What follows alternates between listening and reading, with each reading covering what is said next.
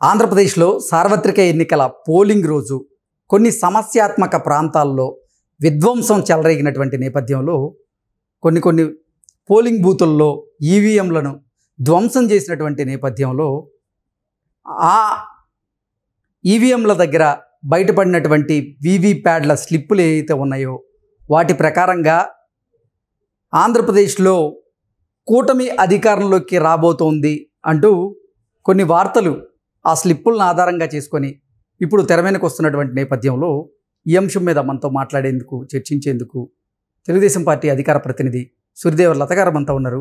లత గారితో మాట్లాడు. లత గారు నమస్తే అండి. నమస్తే. లత గారు, ఆంధ్రప్రదేశ్లో సార్వత్రిక ఎన్నికల పోలింగ్ రోజు కొన్ని ప్రాంతాల్లో అంటే సమస్యాత్మక ప్రాంతాలు ఏవైతే ఉన్నాయో వాటిల్లో విధ్వంసం చెలరేగిన సంగతి మనందరికీ తెలిసిందే. కొన్ని పోలింగ్ బూతుల్లో ఈవీఎంలను పగలగొట్టిన నేపథ్యంలో అక్కడ వీవీప్యాడ్కి సంబంధించినటువంటి స్లిప్పులు ఏవైతే ఉన్నాయో అవి బయటపడ్డాయి. వాటిల్లో ఎక్కువ స్లిప్పులు కూటమికే ఓటేసినట్లుగా సైకిల్ గుర్తుకు సంబంధించినటువంటి ఈ స్లిప్పులే ఎక్కువగా బయటపడడంతో రాష్ట్ర వ్యాప్తంగా ఇక కూటమి అధికారంలోకి రావడం ఖాయం అనేటువంటి వార్తలు ఇప్పుడు సోషల్ మీడియా వేదికగా చక్కర్లు కొడుతూ ఉన్నాయి. ఏంటి నిజంగా మొన్న జరిగిన ఎన్నికల్లో టీడీపీకి వేవ్ ఉండిందా? ఫలితాలు విడుదలైన తర్వాత ఆంధ్రప్రదేశ్లో టీడీపీ కూటమి అధికారంలోకి రావడం ఖాయమా అంటే ఏం చెప్తారు? ఖచ్చితంగా వేవ్ ఉంది కాబట్టి అక్కడ వీవీప్యాడ్లలో నుంచి ఆ స్లిప్పులు బయటపడినప్పుడు చూస్తే 90% వరకు తెలుగుదేశంకి అనుకూలమయంగానే కనపడుతుంది. అంటే ఆ స్లిప్పుల్లోంచి ఎవరు కూడా టచ్ చేయలేదు. సో అక్కడ తీసిన ఫోటో విజువల్స్ చూస్తే అన్నీ కూడా సైకిల్ గుర్తు ఉండటమే కానివ్వండి, వీటన్నిటి మూలానే ఆయన పిన్నెల్లి రామకృష్ణారెడ్డి గారు ఆయన ఆ రోజు ఆయన అక్కస అక్కడ బయటపెట్టడం కూడా జరిగి ఉంటుంది. ఆయన పగలగొట్టిన విధానంలో కూడా చూస్తే ఆయన ఆ రోజు అక్కడ చేసిన దౌర్జన్యం కూడా, అంటే ఇప్పటి వరకు కూడా ఆయన కనపడకుండా తిరిగిన విధానం కూడా చూస్తుంటే ఒకసారి హైదరాబాద్ అంటారు, ఒకసారి ఆంధ్ర అంటాడు, ఒకసారి ఏమో హౌస్ అరెస్ట్ చేశాం, ఫస్ట్లో హౌస్ అరెస్ట్లో పెట్టారు అని అన్నారు. హౌస్ అరెస్ట్ నుంచి తర్వాత నెక్స్ట్ డేకి ఆయన దీనిలో యూట్యూబ్ ఛానల్లోనే ఎక్కడో కనపడినట్టున్నాడు, ఎక్కడో సోషల్ మీడియాలోనో ఒక చిన్న వీడియో క్లిప్పింగ్ పెట్టి నేను 2 hours డిస్టెన్స్లోనే ఉన్నాను, నేను ఎక్కడికి పారిపోలేదు అని అన్నాడు. సో 2 hours నిన్ను హౌస్ అరెస్ట్ చేసినప్పుడు హౌస్లో ఉండాలి, సో నువ్వు అక్కడ నుంచి తప్పించుకొని 2 hours డిస్టెన్స్లో ఉన్నా పారిపోయినట్టే లెక్క, ఆ రోజే నువ్వు పారిపోయినట్టే. సో తర్వాత నుంచి ఏంటంటే ఆయన ఫోన్స్ కానివ్వండి, ఆయన గన్మెన్స్నే కానివ్వండి, ఎవరిని విచారించిన, ఆయన సెక్యూరిటీ సిబ్బందిని విచారించినా కూడా వాళ్ళు కూడా అతనితో లేరు. ఫోన్స్ కూడా వదిలేసేయటం, ఆయన వెహికల్ని వదిలేసేయటం, ఇవన్నీ కూడా చూసాం. ఆయన ఎక్కడ తిరుగుతున్నాడో కూడా తెలియదు. అంటే విదేశాలు కూడా పారిపోయే పని జరిగింది అనేది కూడా ఒక కుట్ర జరిగింది. సో వెళ్ళిపోయేవాడు అనేది కూడా ఒక ఇది నడిచింది నిన్నటి మధ్యాహ్నం వరకు కూడా. సరే ఈయన ఇంత చేస్తున్నాడు అని అంటే వెనకాల బ్యాక్గ్రౌండ్ ఎవరుండి చేయిస్తున్నారు ఆయన్ని? ఇలాంటివన్నీ కూడా ఇవన్నీ చూసినప్పుడు ఖచ్చితంగా ఎవరో అయితే ఆయనకి వెనకాల బ్యాక్గ్రౌండ్ ఉంది, పెద్ద హస్తమే ఉంది. సో లేకుండా ఉంటే అంటే జగన్మోహన్ రెడ్డికి తెలిసి ఆయన అక్కడి నుంచి డైరెక్షన్ నడిపిస్తున్నాడా? సో దీనిలో ఫస్ట్ నుంచి కూడా అందరికీ ఒక డౌట్ఫుల్ ఇది ఉంది సిఎస్ గారి విషయంలో. జవహర్ రెడ్డి గారిని మార్చాలనేది అయితే ప్రతి ఒక్కళ్ళు కోరుకున్న విషయమే. ఎందుకంటే ఆయన ఎంతసేపు జగన్మోహన్ రెడ్డి గారికి అనుచరుడిగా పనిచేస్తున్నారే కానీ ఒక ప్రభుత్వ ఉద్యోగులాగా పనిచేయట్లేదు. సో దాని మూలానైతే ఆయనని అరెస్ట్ చేసే ప్రతి మూమెంట్ కూడా ఆయనకి తెలుస్తుంది కాబట్టి జవహర్ రెడ్డి గారికి. సో ఈరోజు ఆయన ఎక్కడున్నాడో ఏంటో ఇవన్నీ కూడా ఆయనకి తెలిసే అవకాశాలు ఉంది కాబట్టి ఆయన డైరెక్షన్లో ఇది నడుస్తుండడం మూలాన ఆయన పట్టుకోలేకపోతున్నారేమో అనిపిస్తుంది. సో ఇది ఇంకొక విషయం కూడా జరిగింది ఇక్కడ. ఎప్పుడైతే జగన్మోహన్ రెడ్డి ఆయన విదేశాల టూర్ వెళ్ళే రోజు కూడా పిన్నెల్లి రామకృష్ణారెడ్డి గారు వెళ్ళి ఆయన సోదరుడు ఆయన వెళ్ళి కలవటం కూడా జరిగిందని అంటున్నారు. అంటే అది జగన్మోహన్ రెడ్డి గారికి ముందే తెలుసు కదా ఈయనని వీవీప్యాడ్స్ అనేది పగలగొట్టడం జరిగింది, నేలకేసి కొట్టాడు అనేది తెలిసే ఉంటుంది. సో అది వెళ్ళి ముందే చెప్పుకున్న మూలాన ఆయన అధికారులకి ఆయన గైడెన్స్ ఇచ్చి వెళ్ళాడా? ఇవన్నీ కూడా చర్చ నడుస్తూనే ఉంది అందరి దగ్గర కూడా. సో ఇదంతా చూస్తుంటే ఇప్పుడు తాడేపల్లి ప్యాలెస్ చుట్టూ నడుస్తుంది ఈ చర్చ. మెయిన్ నడిచేది తాడేపల్లి ప్యాలెస్. అంటే ఈయన దొరకనంత వరకు దీని వెనకాల ఎవరు హస్తం ఉందనేది ఇప్పుడు మెయిన్ ఇంపార్టెంట్ అవుతుంది.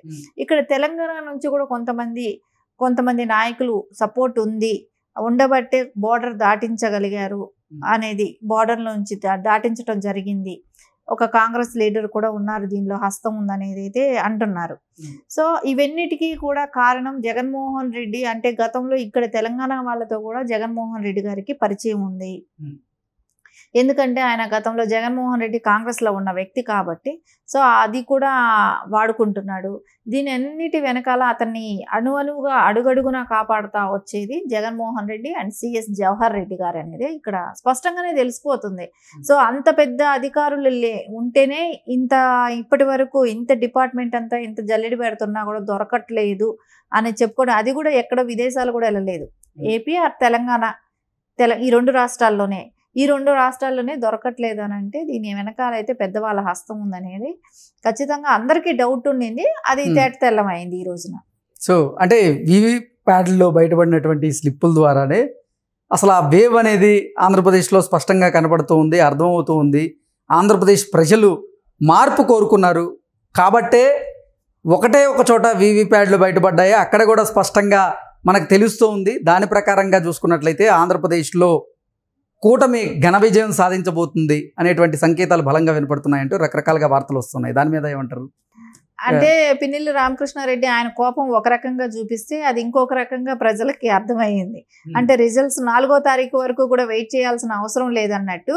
సో ఇప్పుడు నుంచే రిజల్ట్స్ చూసుకోవచ్చు అన్నట్టు ఆ వీవీప్యాడ్లో నుంచి పడ్డ స్లిప్పులను చూస్తుంటే ఖచ్చితంగా భారీ మెజార్టీతోనే తెలుగుదేశం కూటమితో కలిసిన తెలుగుదేశం అధికారం చేపడుతుంది అనేది అయితే మనకు స్పష్టంగా తేటతెల్లం అయిపోయింది. ఎందుకంటే ఆ వీవీప్యాడ్లు స్లిప్పులు చూస్తుంటేనే అదేలాగానే ప్రతి చోట కూడా నిరుత్సాహపడిపోయారు కదా ఎమ్మెల్యే క్యాండిడేట్లు అయిన వైసీపీ ఎమ్మెల్యే క్యాండిడేట్లు అందరూ కూడా నిరుత్సాహపడిపోయారు. సో గెలవం అనేది తెలిసిపోయింది, వాళ్ళు సర్దుకునే విధానం కూడా అందరికీ తెలుస్తుంది. అంటే ఎన్నికల కంటే ముందు కూడా పల్నాడు జిల్లాలో ఈసారి కూటమి బలంగా సత్తా చాటబోతుంది అంటూ కూడా రకరకాల సర్వేలు వచ్చినటువంటి నేపథ్యంలో ఆ సర్వేలకు అనుగుణంగానే రిజల్ట్ కూడా కనబడబోతున్నాయి. అందుకే ఈ వీవీప్యాడ్లు సాక్ష్యంగా మారబోతున్నాయి వాటికి. అంటే గతంలో ఎప్పుడు కూడా తెలుగుదేశంకి అంత మాచర్ల నియోజకవర్గం పట్టు లేదు, కానీ అలాంటి చోటే ఈ రోజున అంత మెజారిటీ కనపడుతుంది. ఆ వీవీప్యాడ్లో ఉన్న స్లిప్లన్నీ చూస్తుంటే మనకు మెజారిటీ అనేది కనపడుతుంది. కానీ అక్కడే అలా ఉంటే మిగతా నియోజకవర్గాల్లో ఎలా ఉంటుందో ఒకసారి ఆలోచించాలి. సో ఖచ్చితంగా అంటే ఎప్పుడు మెజారిటీ రాని ప్లేస్లోనే అంత భారీ మెజారిటీ వస్తుంటే ఇంకా మిగతా రాష్ట్రం మొత్తం ఎలాంటి వేవ్ సృష్టిస్తుంది అనేది అయితే మనకి ఎక్కడ తెలుసు. అంటే పల్నాడు జిల్లాలో ఉన్న 7 అసెంబ్లీ నియోజకవర్గాల్లో 7టిని తెలుగుదేశం పార్టీ అలాగే కూటమి కైవసం చేసుకోబోతుందా అంటే ఏం చెప్తారు?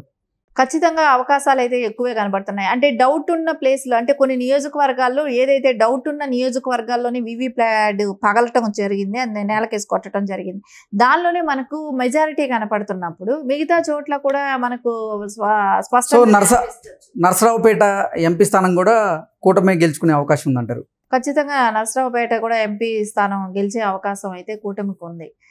ఎందుకంటే మార్పు కోరుకుంటున్నారు కాబట్టి ప్రజలు మార్పు కావాలని కోరుకుంటున్నారు, అభివృద్ధి కావాలని కోరుకుంటున్నారు కాబట్టి కూటమికి అవకాశం కల్పించాలని కోరుకుంటున్నారు కాబట్టి నారా చంద్రబాబు నాయుడు గారు ఖచ్చితంగా భారీ మెజారిటీతో ఆయన 4వసారి సీఎంగా ప్రమాణ స్వీకారం చేసే అవకాశం ఏపీ ప్రజలు కల్పిస్తున్నారు. ఓకే అండి, thank you so much. Thank you.